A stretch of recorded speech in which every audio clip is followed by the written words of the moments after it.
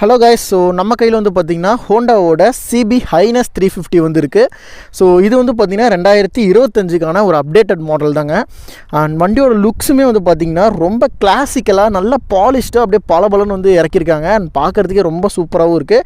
And இந்த வண்டியில் என்னென்ன விஷயங்கள்லாம் இருக்குது, அண்ட் என்ஜின் ஸ்பெக் என்ன, பைக்கோட மைலேஜ் எவ்வளோ கொடுக்குது அப்படிங்கிற எல்லாத்தையுமே நம்ம ஓவராலாக வந்து கவர் பண்ணிடலாம். ஃபர்ஸ்ட் ஆஃப் ஆல் பைக்கோட லுக்ஸு, இந்த வண்டியை பொறுத்த வரைக்கும் ஒரு 3 to 4 கலர் ஆப்ஷன்ஸ் வருது. உங்களுக்கு எல்லாமே வந்து பார்த்திங்கன்னா இந்த மாதிரி ஸ்டைப்ஸ் ஒரு மாதிரி ஒரு கலர் ஆப்ஷன்ஸ் தான் கொடுத்துருக்காங்க. அண்ட் நல்லா கிளாசிக்கலாகவும் இருக்குது. இதில் இந்த பிளாக் கலர் வந்து பார்த்திங்கன்னா ஒரு பியானோ பிளாக் கலர். பெயிண்டிங்கோட ஜாப்ஸ் எல்லாமே வந்து பார்த்திங்கன்னா அவ்வளோ சூப்பராக இருக்கும். இந்த வண்டியில் பார்ஷியலாக மெட்டலும் வரும், அந்த தகரம், அந்த ரெண்டுமே மிக்சிங்காக கொடுத்துருப்பாங்க. இதோட வெயிட்டுமே வந்து பார்த்திங்கன்னா 190-195 kgs அந்த ரேஞ்சில் வந்து பார்த்திங்கன்னா இதோட வெயிட் வந்து கொடுக்குது. அட் த சேம் டைம் வண்டியோட அந்த வெயிட்டுமே வந்து பார்த்திங்கன்னா ஈஸியாக ரோட்டில் நீங்கள் மேனேஜ் பண்ணுற மாதிரி ஒரு இதில் தான் கொடுத்துருக்காங்க. அண்ட் ரொம்பவே கம்ஃபர்டபுளாகவும் இருக்குது. அண்ட் வண்டி ஓட்டுறதுக்குமே வந்து பார்த்திங்கன்னா நல்லா இருக்குங்க. ஸோ இந்த வண்டியோட என்ஜின் ஸ்பெக் அண்ட் இதோட ஃபியூச்சர்ஸ், என்ஜினில் என்னென்ன விஷயங்கள் கொடுத்துருக்காங்க எல்லாத்தையுமே நம்ம ஒன் பை ஒன்னாக பார்ப்போம்.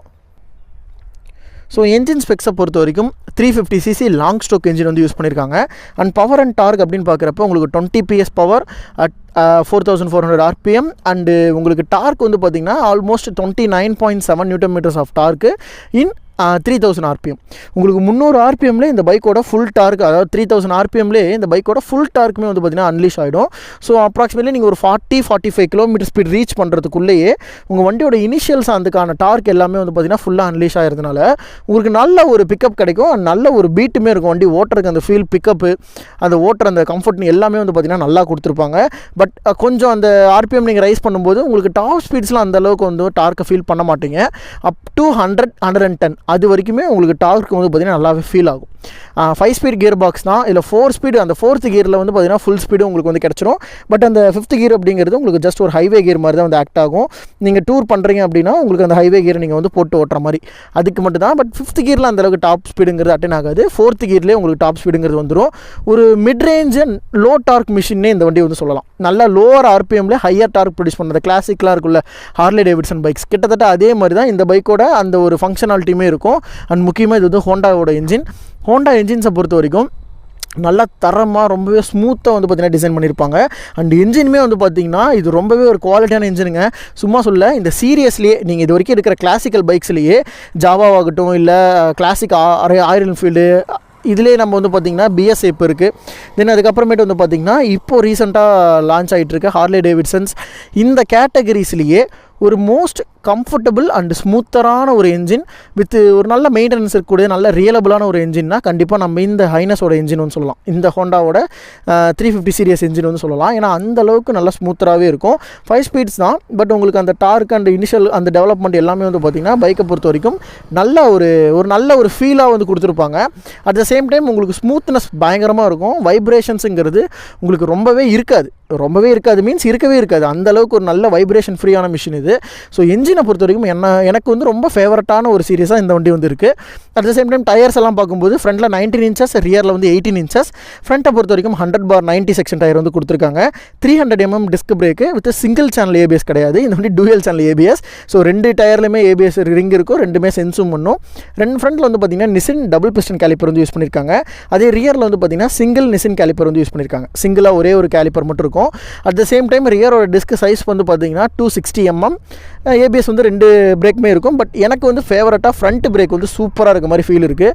நல்லா பஞ்சு அடிக்குது, நல்லா சூப்பராக அடிக்குது. அண்ட் பிரேக் பிடிச்சாலும் அந்த இடத்துல நிற்கிது வண்டி, அவ்வளோ நல்லா கம்ஃபர்டபுளாக இருக்குது. அண்ட் தென் சேம் லைட்ஸை பொறுத்த வரைக்கும் LEDs தான் இந்த வண்டியில் ஃபுல்லாகவே. பட் அந்த கிளாசிக்கல் ரவுண்ட் ஷேப்பில் வந்து டிசைன் பண்ணியிருக்காங்க. ஸோ LEDஸோட ஃபங்க்ஷனாலிட்டியை பொறுத்த வரைக்கும் கொஞ்சம் நைட்டில் டீசெண்டாக இருக்குது. இண்டிகேட்டர்ஸ் வந்து பார்த்திங்கன்னா உங்களுக்கு நல்ல பிரைட்னஸாகவே இருக்கும். நான் உங்களுக்கு ஹசார் ஆன் பண்ணி காட்டுறேன். ஸோ இதோட இலுமினேஷன்ஸ் ஓரளவுக்கு உங்களுக்கு டீசெண்டாக தான் கொடுத்துருக்காங்க. பட் ஓகேங்க, பரவாயில்ல, நல்லா இருக்குது. இதோட காம்படிட்டர்ஸை கம்பேர் பண்ணுறதை விட இதோட டிசைன்ஸ் அண்ட் ஃபினிஷிங் குவாலிட்டி, சுவிச்சஸோட அந்த கண்ட்ரோல் விண்ட் எல்லாமே வந்து பார்த்திங்கன்னா நல்லா பண்ணியிருக்காங்க. அந்த டேங்கோட அந்த ஹோண்டா அப்படிங்கிறது எனக்கு ரொம்ப பிடிச்சிருக்கு. இந்த பெயிண்ட் ஜாப் சூப்பராக பண்ணியிருக்காங்க. அண்ட் ப்ரீமியம்னஸ் நல்லாவே தெரியுது. ரியர்லேயுமே வந்து பார்த்திங்கன்னா உங்களுக்கு வந்து full and full LED setups தான். உங்களுக்கு பிரேக் அடிச்சிங்கன்னா நீங்கள் ஃப்ரண்ட்டில் மட்டும் உங்களுக்கு டபுள் சைடில் வந்து எரியும். லைட்டு ஹைவேல உங்களுக்கு டிஆர் லைட் வந்து பார்த்திங்கன்னா சென்ட்ரல் எரியிற மாதிரி டிசைன் பண்ணியிருப்பாங்க, நல்லாயிருக்கு. அட் த சேம் டைம் ரியரோட டயர் சைஸ் வந்து பார்த்திங்கன்னா உங்களுக்கு 130 செக்ஷன் தான். ஆர்எஸில் மட்டும்தான் உங்களுக்கு பெரிய டயர் வரும். மற்றபடி இருக்கிற ஹைனஸ்லையும் சிபியோட நார்மல் 350லையும் அந்த கிளாசிக் 350லையும் வந்து பார்த்திங்கன்னா உங்களுக்கு நார்மலான ஒரு 130 செக்ஷன் டயர் தான் வந்து யூஸ் பண்ணியிருப்பாங்க. எக்ஸாஸ்ட் உங்களுக்கு ஆல்மோஸ்ட் ஆர்எஸ்க்கு இதுக்கெலாம் சேம் தான். பட் அதோட இது கொஞ்சம் நோட் வந்து பார்த்திங்கன்னா சைலண்ட்டாக இருக்கும். அண்ட் க்ரோம் ஃபினிஷிங் அப்படிங்கிற விஷயம் இந்த வண்டியில் நிறைய இடங்கள் நீங்கள் பார்க்க முடியும். பின்னாடி வந்து பார்த்திங்கனாலும் அந்த க்ரோம் ஃபினிஷிங் வந்து கொடுத்துருக்காங்க. அதே மாதிரி ஃப்ரண்ட்டில் வந்து பார்த்திங்கனாலும் உங்களுக்கு அந்த க்ரோமில் அந்த தகரத்தோட அந்த மட் கார்ட்ஸ் வந்து யூஸ் பண்ணியிருக்காங்க. கிளாசிக்கில் இதுவே வந்து மெட்டலில் கொடுத்துருப்பாங்க, ஆர்எஸில் வந்து உங்களுக்கு பிளாஸ்டிக்கில் கொடுத்துருப்பாங்க. So price and weight and அந்த விஷயங்கள் நீங்கள் உங்களுக்கு எது பிடிக்குதோ நீங்கள் அதை செலக்ட் பண்ணி எடுத்துக்கிற மாதிரி ஒரு 3 வேரியன்ஸ் வந்து பார்த்திங்கன்னா லான்ச் பண்ணியிருக்காங்க. ரியரோட சஸ்பென்ஷன்ஸை பொறுத்த வரைக்கும் உங்களுக்கு ஆயில் ஸ்ப்ரிங், ஃப்ரண்ட்டில் வந்து பேசிக்காக இருக்கக்கூடிய அதே டெலஸ்கோபிக் சஸ்பென்ஷன். பட் ரோட் கெப்பாசிட்டின்னு பார்க்குறப்ப இந்த சஸ்பென்ஷன் கொஞ்சம் நல்லாவே ஃபீல் ஆகுது அண்ட் நல்லா கம்ஃபர்டபுளாகவும் இருக்குது. என்னை பொறுத்த வரைக்கும் சொல்கிறேன், நல்லாயிருக்கு. சீட்ஸோட குவாலிட்டின்னு பார்க்குறப்போ டபுள் சீட்ஸ் தான் வந்து யூஸ் பண்ணியிருக்காங்க. உங்களுக்கு ஒரு மாதிரி லெதர் ஃபினிஷிங்கில் கொடுத்துருக்காங்க, கிளாசிக் சீட் மாதிரியே நல்லா இருக்குது. ஆனால் ஸ்ப்ரிங்ஸ் எதுவும் கிடையாது. சீட்டோட கம்ஃபர்ட் அந்த ஸ்பாஞ்சினஸ்லாம் பார்க்கும்போது ஓரளவுக்கு நல்லா டீசெண்டான சீட்டாகவே தெரியுதுங்க. ஹச்னஸ்னு கொடுத்துருப்பாங்க, அது ஹைனஸ்ஸு. ஸோ உங்களுக்கு அது நல்லா அந்த எம்பளம் வந்து ஓரளவுக்கு நீட்டாக கொடுத்துருப்பாங்க. அது ரெட் கலர் அப்படிங்கிறது பேட்சிங் வந்து யூஸ் பண்ணியிருக்காங்க. டேங்கோட சைஸ் அப்படின்னு பார்க்குறப்ப இது 15 லிட்டர் டேங்க்கு.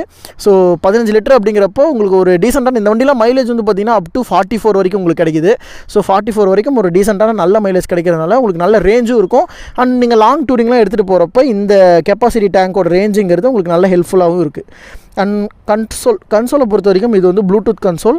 ஸோ ஒரு பேசிக்காக இருக்கக்கூடிய எல்லா விஷயங்களுமே இதில் வந்து கொடுத்துருக்காங்க. டாக்கோமீட்டர் தான், ஸ்பீடோமீட்டர் மட்டும் கொடுத்துருக்காங்க. பட் அந்த டாக்கோமீட்டர் அப்படிங்கிறது கிடையாது. எல்லாமே வந்து உங்களுக்கு அந்த முள்ளு டைப்லேயே பழைய கிளாசிக்கல் டைப்லேயே கொடுத்துருக்கிறது நல்லாயிருக்கு.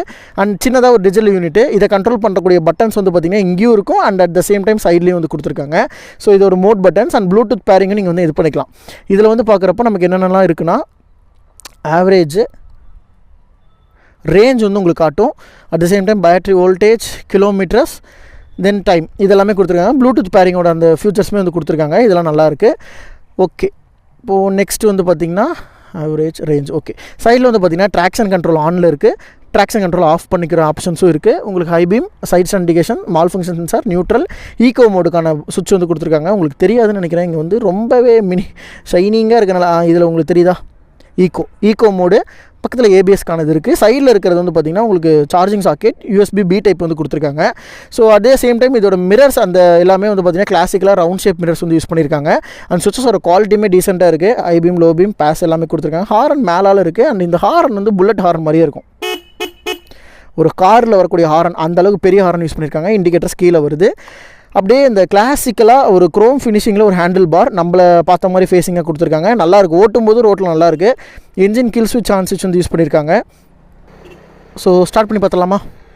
கீழே இருக்கிறது ஹசார்டு.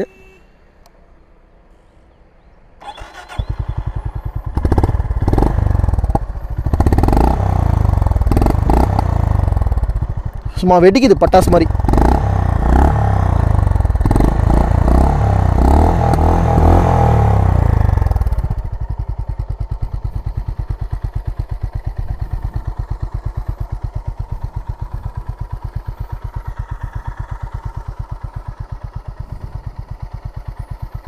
இன்ஜின் சவுண்ட் எப்படி இருக்குன்னு கேளுங்க.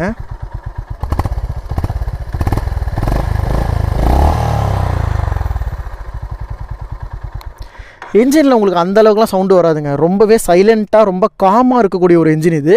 அண்ட் ரொம்பவே வந்து ஒரு ஃப்ரீயாக ஓடுற மாதிரி இருக்கும். ஒரு லாங் ஸ்ட்ரோக்ஸ்னால் எப்படி இருக்கும், உங்களுக்கு ஒரு மாதிரி தம்ப்னஸ் அதிகமாக இருக்கும். அந்த டார்க் அப்படிங்கிறது உங்களுக்கு ஃபீல் ஆகும். அட்லீஸ்ட் அந்த வைப்ரேஷன்ஸை நீங்கள் எங்கேயாவது ஃபீல் பண்ணுவீங்க. ஆனால் இந்த மாடலை பொறுத்த வரைக்கும் உங்களுக்கு வைப்ரேஷன்ஸுங்கிறது அந்த மாதிரி எங்கேயுமே ஃபீல் ஆகாது. நல்ல ஒரு கம்ஃபர்டபுளாக ஒரு நார்மலாக ஒரு ஷைன் 125 எப்படி இருக்கும் அந்த மாதிரியான ஒரு ஃபீல் இருக்கும். அட் த சேம் டைம் உங்களுக்கு ரோட்டில் அதோட அக்ரஷன் அண்ட் அந்த பவர் வந்து நீங்கள் அப்படியே சூப்பராக ஃபீல் பண்ணலாம். அந்த மாதிரி வந்து டிசைன் பண்ணியிருக்காங்க. அண்ட் பெயிண்ட் ஜாப்ஸ் அந்த கிளாசிக்கல் லுக்ஸுக்கு ஐ எம் வெரி ஃபேன். இந்த ஹோண்டாவோட என்ஜின் 350ங்கிறது ஒரு நல்ல ஒரு சாஃப்ட்ரான ஒரு என்ஜினாக நான் பார்க்குறேங்க.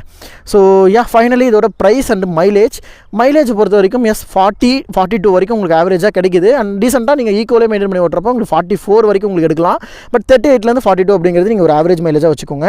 அட் த சேம் டைம் இதோட ப்ரைஸ் அப்படிங்கிறது 2,60,000 2,75,000 வரைக்கும் இருக்குது, based upon colours and variance. So இதிலே டாப் வேரியன்ட் நீங்கள் போகும்போது உங்களுக்கு கொஞ்சம் ப்ரைஸுங்கிறது கொஞ்சம் ஜாஸ்தியாக இருக்கும். பேசிக் வேரியண்ட்னா உங்களுக்கு கம்மி ப்ரைஸ்லேயே வரும். ஒரு 2,55,000 2,60,000 அந்த ரேஞ்சிலேருந்து ஆரம்பிக்குதுன்னு வச்சுக்கோங்களேன். கிளாசிக்கலோட இது வந்து எனக்கு தெரிஞ்சு ஓரளவுக்கு பெட்டரான ஒரு ப்ரைஸாக தான் தெரியுது. ஸோ இந்த பைக்கை பற்றி நீங்கள் என்ன நினைக்கிறீங்க அண்ட் உங்களோட கமெண்ட்ஸை நீங்கள் வந்து கீழே சொல்லுங்கள். நம்மளே இதை பற்றி தெரிஞ்சுக்கலாம். அண்ட் இதே மாதிரி தொடர்ந்து நம்ம சேனலில் நிறைய வீடியோஸ் வந்துட்டு இருக்கோம். நம்ம சேனலை பொறுத்தவரைக்கும் சப்ஸ்கிரைப் பண்ணி சப்போர்ட் பண்ணுங்கள். ஏன்னா அப்போ தான் இந்த மாதிரி நிறைய வீடியோஸ் எடுக்கிறதுக்கு எனக்கு ஒரு நல்ல மோட்டிவேஷனாக இருக்கும். ஸோ இதை தொடர்ந்து இந்த வண்டியோட டெஸ்ட் ரிவ்யூ வரும். ஸோ மறக்காமல் வந்து பாருங்கள். அண்ட் இதே மாதிரி இன்னொரு சூப்பரான ஒரு அட்டகாசமான அண்ட் ஒரு நல்ல கிளாசிக் பைக்கோட உங்களை நான் நெக்ஸ்ட் வீடியோவில் நான் வந்து மீட் பண்ணுறேன். ஸோ தேங்க்ஸ் ஃபார் வாட்சிங் நண்பா. Take care and bye.